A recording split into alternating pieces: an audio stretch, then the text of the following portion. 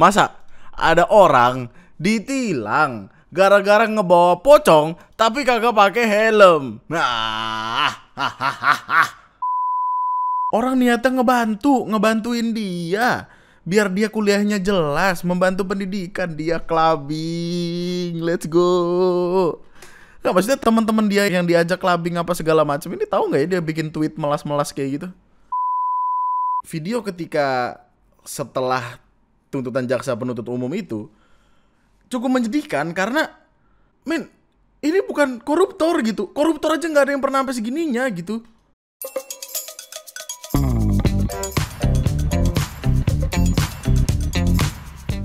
Hai, selamat datang di video gua kali ini. Selamat malam. Selamat datang kembali di TNM. Bagaimana malam-malammu? Apakah seram? Kamu tau gak ada yang kocak men. Masa ada orang ditilang gara-gara ngebawa pocong tapi kagak pakai helm. Nah, awalnya aneh. Enggak, meskipun demikian harus kita disclaimer dulu. Kita nggak tahu ini pocong beneran atau bukan. Siapa tahu orang pakai hoodie putih, pakai celana jeans, kita nggak tahu. Tapi kalau ini pocong, ini lucu. Kayak si orang ya. Gua kan positive thinking orang. POV, lu ditilang karena nggak bawa SIM bukan, nggak bawa STNK bukan, nggak bawa helm bukan, pocongnya nggak pakai helm. Iya, kejadian di Pasuruan.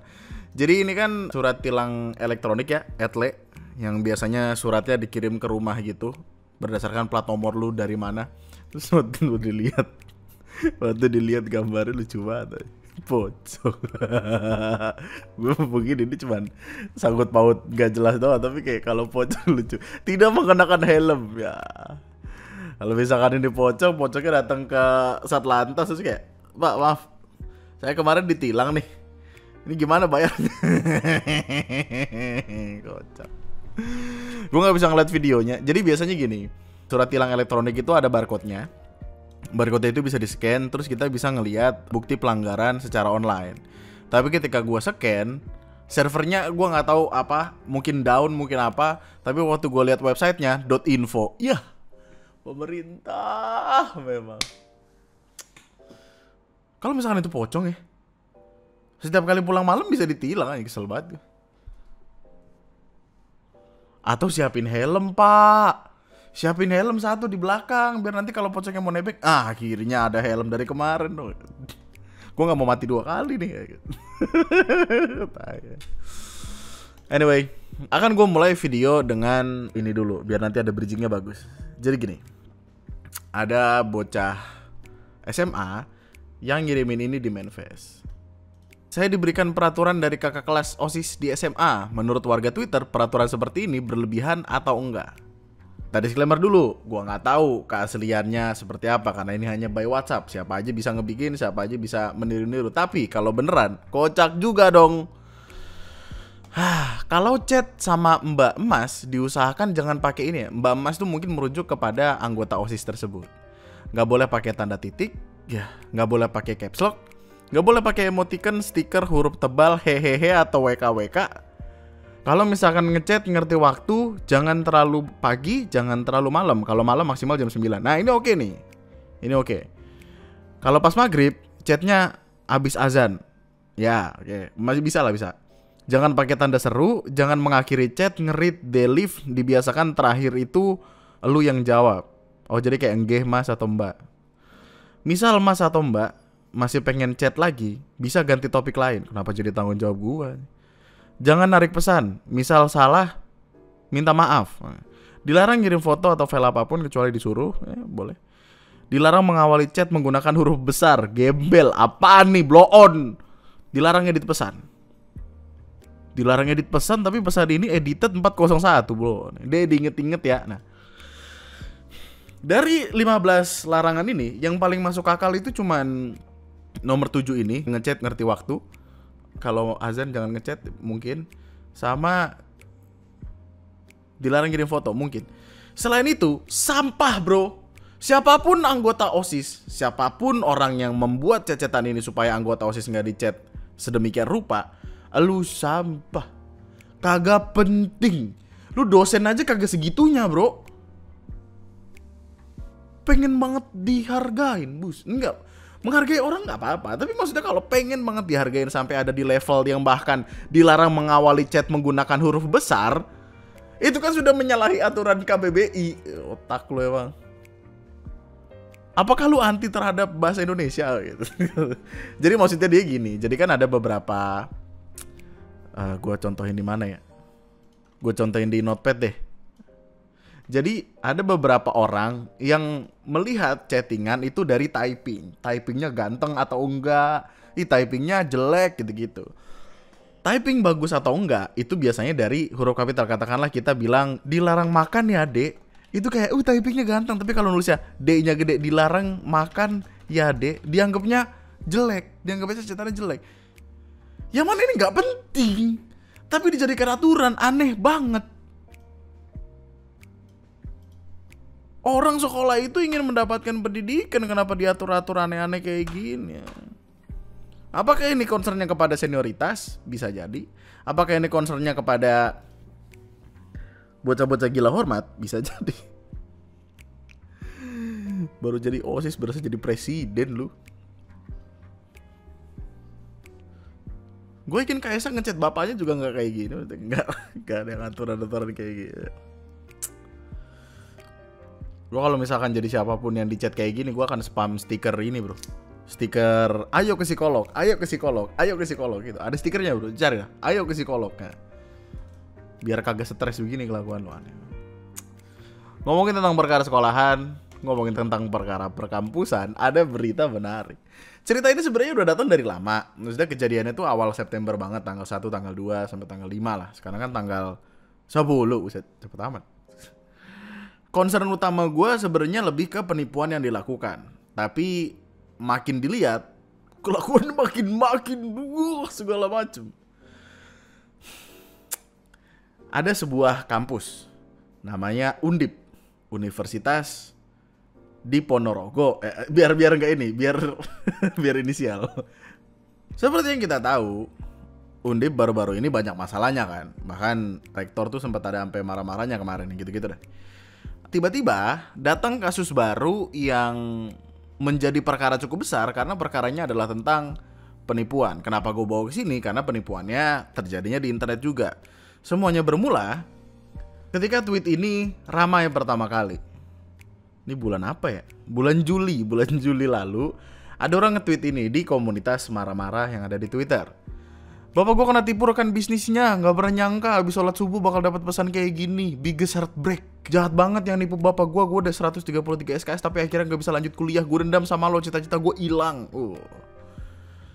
Ditaruhnya di komunitas marah-marah, isinya orang marah-marah. Make sense, masuk akal. Terus dia ngasih screenshot cecetan dari bapaknya yang terlihat sedih sekali. Terus dia ngasih nilai akademik dan SKS. Terus dia memperparah keadaan dengan kayak, jangan kan buat nyicil atau gimana, kadang uang 20.000 aja aku gak ada. Atau bahkan aku yang ngasih ibu atau adikku dari uang part timeku. Gue bener-bener kacau, stres, sedih, gila. Apa gue aja ya? Wah, serem tuh. Terus tiba-tiba dia ngeluarin ini, halo semuanya, gak nyangka bakal rame. Di kampusku kebijakan buat cuti tetap harus bayar 50% dari OKT, dimana itu tetap besar. Jadi 50% OKT-nya masih 4750. Orang tuaku gak sanggup, tapi makasih ya sarannya. Kenapa tiba-tiba lu ngeluarin nominal butuhnya berapa? Fishy sekali kan. Terus kayak, aku sudah mencoba ikhlas teman-teman, gak apa-apa, ini segala macam. Terus tweetnya diakhiri dengan ini, halo semua selamat siang, makasih banyak yang udah ngasih support. Aku bersyukur banget masih banyak orang baik. Teman-teman alhamdulillah udah ada yang mau membantu aku untuk permasalahan ini. Sudah ada yang membantu untuk UKT-ku. Terima kasih semuanya, maaf gak bisa balas satu-satu, segala macam. Itu kayak diakhiri dengan sebenarnya cukup baik, kayak ada orang butuh bantuan, ada orang di internet yang memberikan bantuan, mungkin karena dipikirnya kayak, gue punya duit, gue punya waktu, gue punya resource untuk membantu orang. Jadi kayak dibantulah sama orang di internet. Happy ending waktu itu bulan Juli, kayak akhirnya orang ini bisa melanjutkan kuliah. Setelah itu entah bagaimana, tiba-tiba ada tweet dari Undip Fest. Tapi yang awalnya itu udah dihapus kayaknya, tapi kurang lebihnya intinya gini. Ini PCP yang kemarin sempat viral kemarin itu nggak sih? Yang soal nipu wisuda palsu dan cerita sedih nggak bisa bayar UKT. Gila, korbannya sampai puluhan, total sampai puluhan juta. Puji, lu bahaya banget. Nah, tiba-tiba dibongkar kelakuannya oleh orang yang mungkin mengenal dia secara langsung, oleh temennya atau apa. Terus ada yang ngebikin tweet panjang yang menceritakan tentang bagaimana si puji-puji ini menipu orang-orang. Oh, diduga menipu orang-orang. Gua akan pakai terus diduga, tetap mengamankan diri. Orang yang ngebikin thread ini adalah salah satu orang yang membantu sebenarnya. Di hari ketika tweetnya naik, langsung DM dia, bantu dengan pertimbangan aku ada uangnya, IPK bagus, dia ada usaha part time, aku akan transfer langsung ke kampusnya, aku akan cek jejak digital dulu setelah tahu namanya, terus akhirnya move ke WA. Dari WA akhirnya orang yang ingin membantu ini background checking, akhirnya ditransfer dengan nominal yang 17 juta. Oh, ini langsung dibayar ke kampus ya? Transfer ke orangnya, transfer ke kampusnya. Oke. Terus nggak lama setelah ini kan 5 Agustus dibayar-bayarin tuh semua. 14 Agustus tiba-tiba minjem duit. Orang kok dibantu ngelunjak. Orang kok dibantu minjem duit, otaknya di mana? Astagfirullahalazim, ya Allah. Astagfirullahalazim. Minjem duit katanya mau beli HP. Oh, akhirnya beli HP nih. Oke. Katanya sih HP-nya hilang ya. Dia bilang HP-nya hilang. Dia minjem duit mau beli HP. Minjem duitnya kan 500.000. Terus yang minjem ini nih bilang bakal ditagih ya nanti gitu. Terus akhirnya ditunggu nggak ada kabar. Coba ngubungin, no respon. Waktu ngecek di Twitter, tiba-tiba ketemu ini. Hah? Pujinya yang nyolong gelas emas lu itu ternyata. Mulailah di situ terbongkar sedikit demi sedikit. Akhirnya ketahuan kalau bocah ini kasusnya banyak. PCP ini banyak kasusnya di kampus, KKN, kos yang semua berkaitan dengan uang atau barang yang dicuri tiba-tiba hilang. Dia bohong udah wisuda padahal belum beres. Seminggu sebelumnya KL, orang yang pertama kali nge-tweet emas-emas ini, itu ngelabrak Doski, dan ternyata Doski punya HP iPhone 13 baru. Mantap. Dan selain itu PCP habis pergi ke Jakarta, flight hotel clubbing. Mantap. Jadi dari sini akhirnya ketahuan kalau orang-orang di internet, khususnya Mbak ini yang sudah membayar biaya kuliah, ditipu. Ya ampun. Perkara kuliah palsu nanti akan gue bahas karena itu komedi sekali, men. Blow on banget orang ini. Clubbing. Perasaan lu bilang gak punya duit? Susah banget emang orang-orang BPJS ini. Budget pas-pasan jiwa. Sosialita. Aduh sosial abis ya. Akhirnya disamperin ke kos-kosannya, terus dikonfront dan ketahuan kalau HP Samsung hasil minjem duit 500.000 itu nggak ada. Bahkan HP dia yang lama itu nggak hilang. Ini dari rekordan panjang, intinya menjelaskan kalau bocah ini emang nipu. Dari situlah semuanya terbongkar. Semenjak 29 Juli, maksudnya semenjak awal-awal tweet dia pertama kali rame. Oh ya nih, 29 Juli semenjak pertama kali tweet dia rame, banyak orang yang transfer ke dia. 1 juta, 2 juta, 9,5 juta, 1,7 juta, 1 juta, 1,5, 1 juta. Ya Allah, banyak amat ini. 1,8 bla bla bla bla bla. Terbongkar semuanya. Dari tanggal 29 Juli udah banyak yang ngebantu dia via transfer. Bahkan ada yang udah transfer full 9,5 juta dan dia masih terus ngeiyain orang buat tetap transfer. Emang mental maling, mental nipu. Ini bukti-bukti dia nerima berbagai donasi dengan total 37,1 ditambah dariku 9,5 jadi 46 juta. Duit semua tuh. Oh, tapi ada klarifikasi. Klarifikasinya adalah bapaknya emang beneran gak bisa bayar UKT. Nah, tapi ya alasannya tuh apakah ditipu atau enggak kita nggak tahu. Terus sisa UKT-nya beneran dibayar yang nunggak 2 semester. Tapi yang jadi masalah bantuan-bantuannya ini. Jadi gini, men. Dia kan bilang dia butuh bantuan sebesar 8 juta sekian gitu untuk ngebayar semesteran.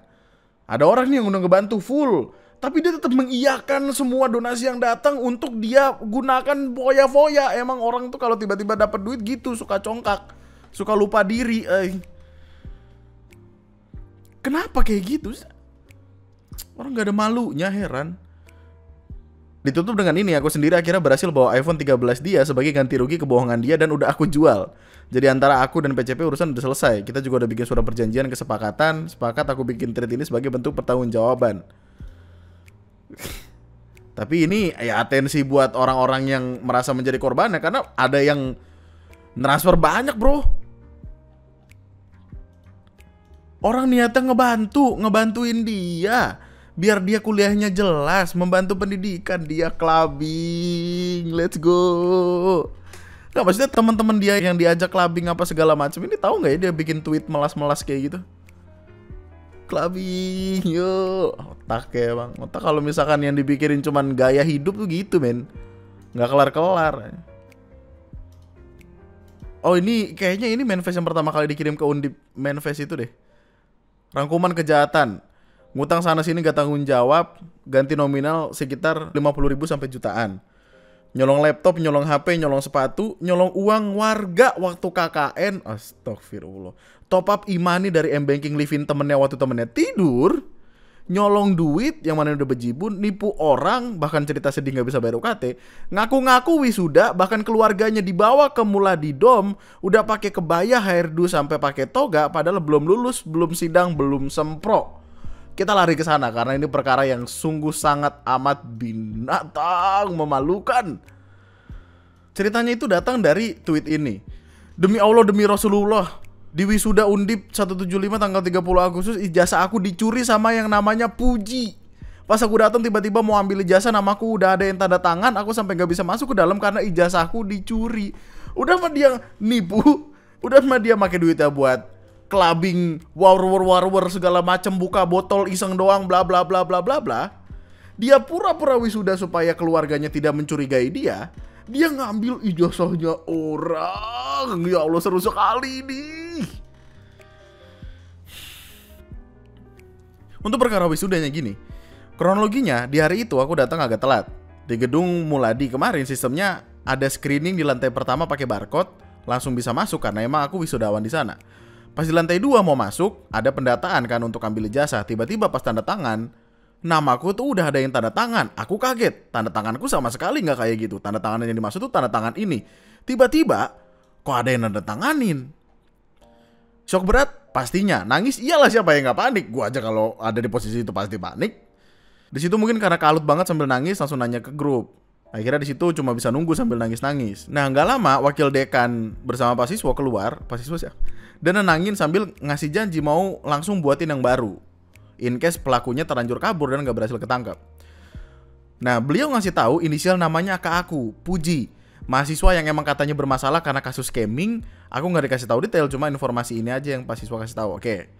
Akhirnya papanya dia keluar, marah-marah sama panitia, minta gimana caranya dikejar dan ditangkap saat itu juga. Setelah 30 menitan, pihak keamanan berhasil menangkap si pelaku. Beruntungnya dia masih ada di sekitar Muladidom bersama orang tua dan keluarganya.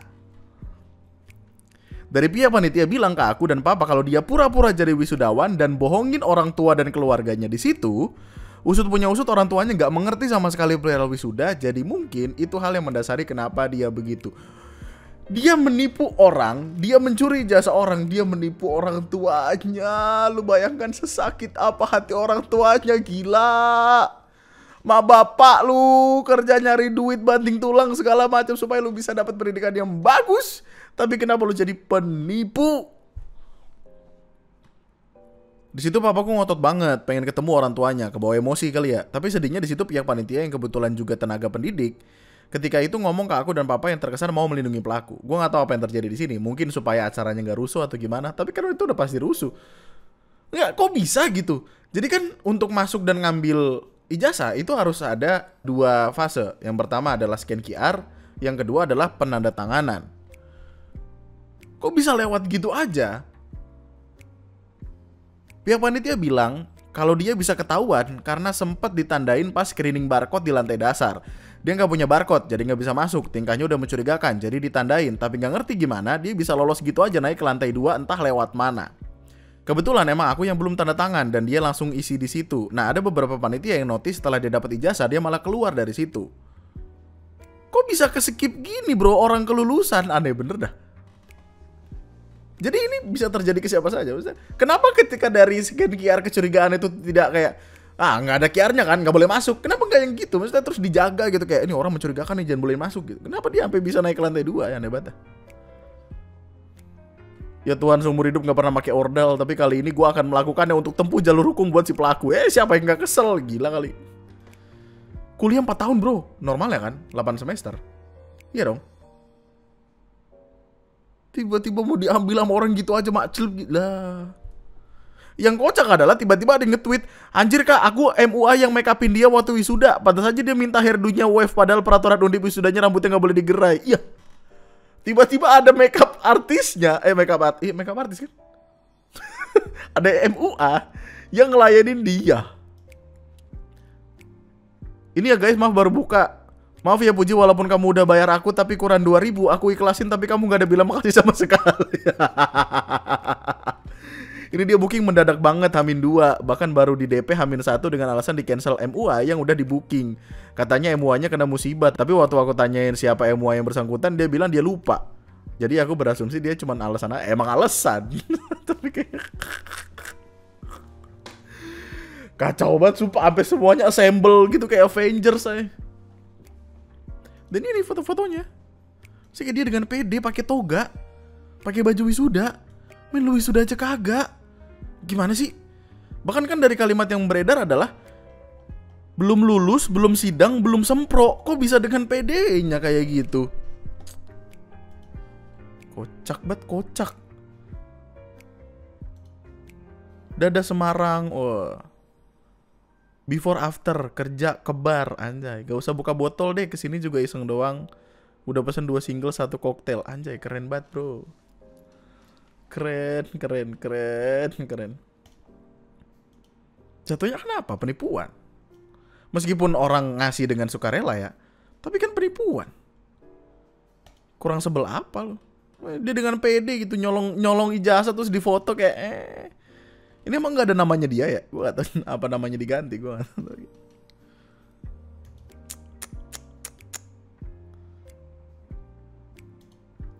Aneh. Udah mah gitu banyak cecetan tentang perkara dia minjem duit, dia punya utang kagak dibayar. Oh pantas dia minjem ke gue, bayarnya nyicil mulu. Fuck, bego banget, kenapa gue minjemin dia sampai 4 kali ya? Dilabrak aja masih berani ngasih tampang songongnya dan ikutan ketawa aja, sakit jiwa. Emang penyakit bro. Emang penyakit ya. Gue adalah barisan orang-orang yang tertipu itu. Fuck, jahat ya. Dan itu memberikan pelajaran ke kita. Pelajarannya adalah jangan gampang percaya sama apapun yang lu lihat di internet. Lu gak tahu hidupnya dia kayak apa sesungguhnya, sebenar-benarnya. Lu gak tahu dia akan menggunakan uang itu untuk apa. Oke lah, mungkin awalnya emang berniat membayar hal-hal yang dia butuhkan gitu. Katakanlah uang kuliah, katakanlah biaya hidup atau apa. Tapi kadang orang tuh kalau nerima duit banyak, congkak bro. Sombong.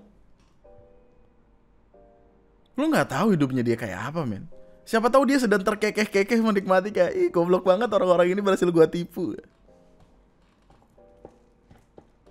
Jadi baik itu nggak apa-apa, nggak ada yang salah dengan menjadi baik. Tapi kalau jadi baiknya lu adalah ngasih duit ke orang yang kemudian orang itu berubah menjadi jahat, atau emang dari awal udah jahat, kayak ngasih bensin ke api yang udah membara-bara gitu. Puji, astagfirullahaladzim. Nggak jadi daging bro itu. Udah mah duitnya duit haram dipakai buat mabok. Udah haram, double haram nih. Haram kuadrat. Gila. Ya gitu ya. Beramal boleh, nggak ada yang salah dengan beramal. Tapi dicek dulu.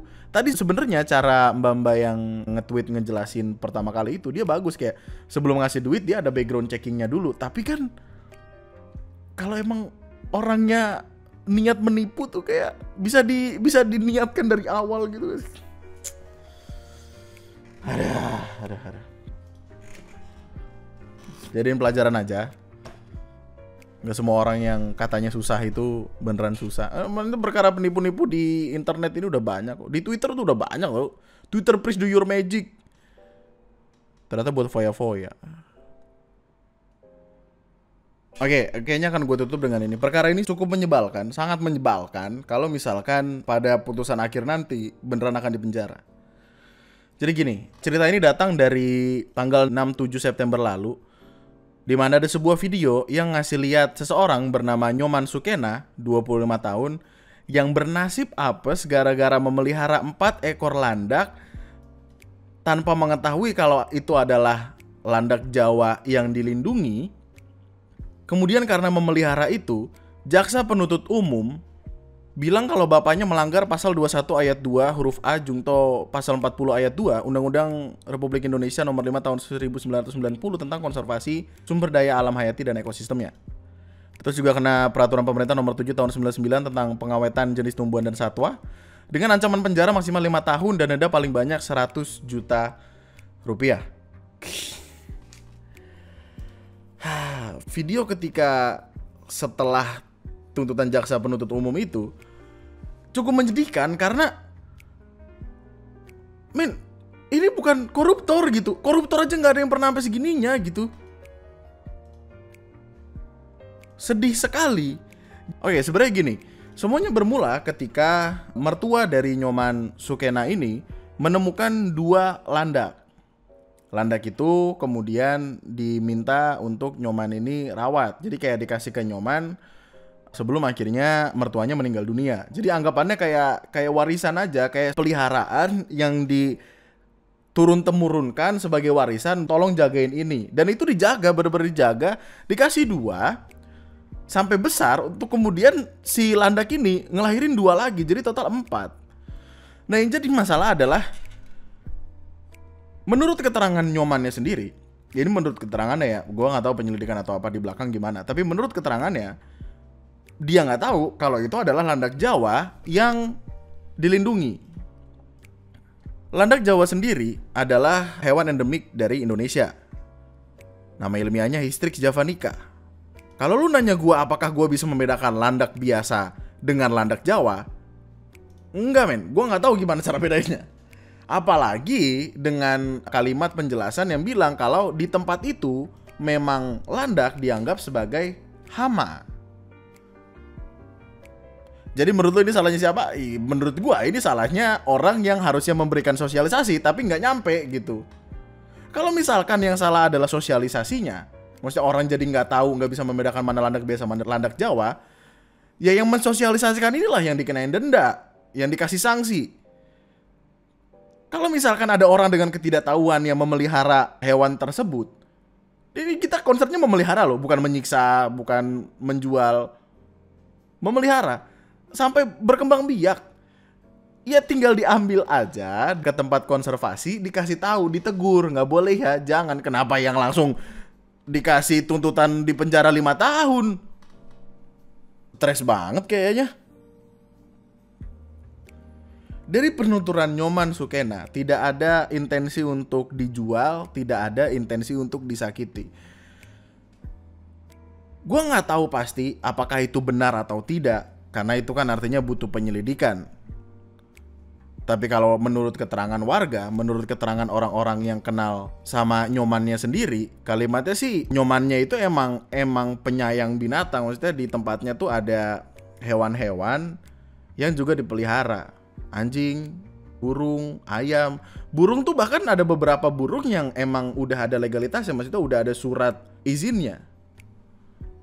Dan ini menimbulkan pertanyaan, maksudnya apakah layak untuk akhirnya mendapatkan tuntutan 5 tahun penjara dan denda 100 juta?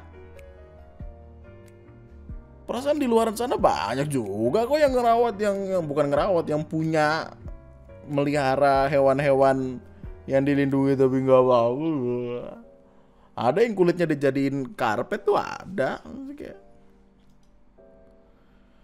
Gue nggak tahu bagaimana ini semua bermula. Soalnya dari artikel-artikel yang gue baca, kalimatnya cuman ini.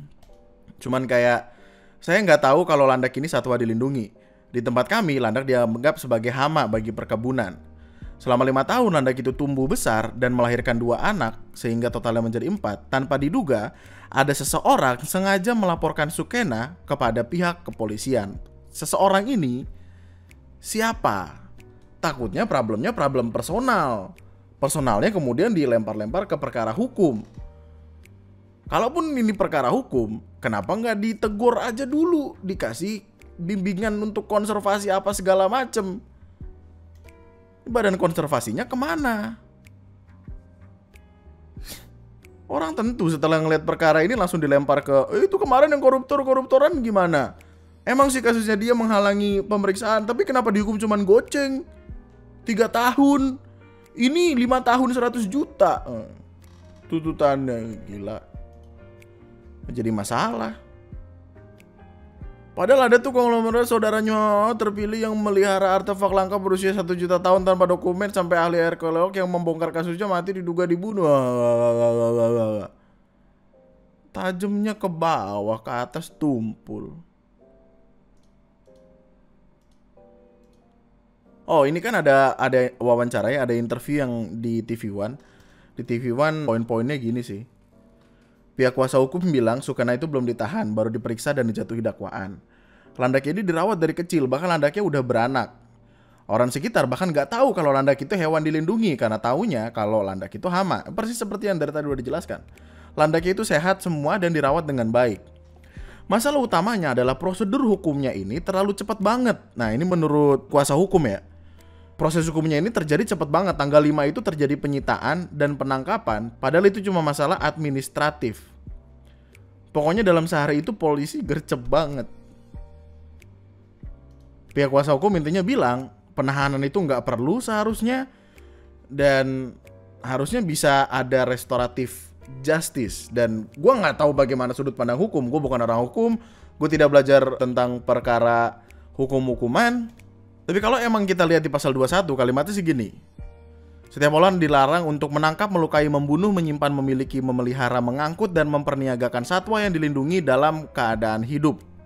Apakah ada sesuatu yang bisa membuat pasal 21 ini berubah menjadi restoratif justice? Itu yang gua nggak tahu. Karena semalam waktu di live, terus di komen live lu bisa lihat, sempat ada perdebatan tentang bagaimana cara menakar ketidaktahuan dari seseorang. Karena di mata hukum dianggap semua orang tahu tentang perkara tersebut. Yang gitu-gitu deh, gua nggak gitu paham. Tapi harusnya ada cara lain dong. Iya dong. Lah kalau semua orang yang nggak tahu kalau hewan tersebut dilindungi, memelihara, ini banyak yang ditangkap, gue yakin. Itu ada yang ngasih ini. Daftar satwa liar dilindungi itu ada peraturan pemerintah nomor 7 tahun 99. Terus diperbarui di LHK nomor 106 tahun 2018. Lampirannya banyak. Dan dari listnya itu kurang lebih ada 904. Kalau misalkan tidak ada sosialisasinya, kita tentu nggak bisa tahu secara jelas 904 ini apa aja dong. Iya dong. Ditanya dulu, pernah ada sosialisasi nggak kalau ini landak Jawa? Oh, nggak pernah, Pak. Oh ya udah, ini landak Jawa, dijelasin. Jangan diambil lagi ya, ini saya ambil. Selesai dong. Kecuali kayak udah dikasih tahu belum ini landak Jawa? Udah, Pak. Oh, salah kamu, nggak boleh kamu. Baru gimana sih? Yang ngebikin beda gue nggak tahu, men. Mungkin warnanya ya, warnanya jadi gue nggak tahu, tapi kayak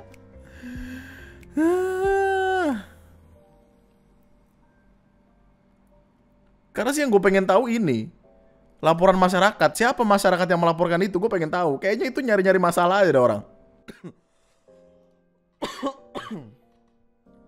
Dan yang gue pengen tahu juga adalah gimana pendapat lu tentang perkara ini. Aneh banget lu. Tulis opini dan pendapat lo di kolom komentar di bawah. Dan gue rasa itu aja berarti untuk video gue kali ini. Semoga video yang bisa menemani waktu luang lu ini berguna. Gue gak tahu juga, tapi kayak bisa subscribe kalau misalkan masih pengen dengerin lagi. Jangan lupa di like dulu sebelum cabut. Komen di bawah. Dan follow sosial media gue di @lunatictwister. Nih, gue rasa itu aja. Nih, gue rasa itu aja buat video gue kali ini. Love you so much. Nama gue Andri. Sekian dan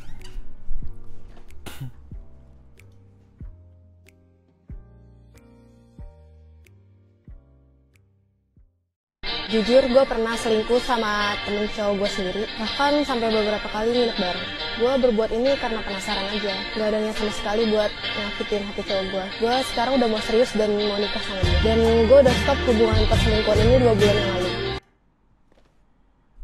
berak.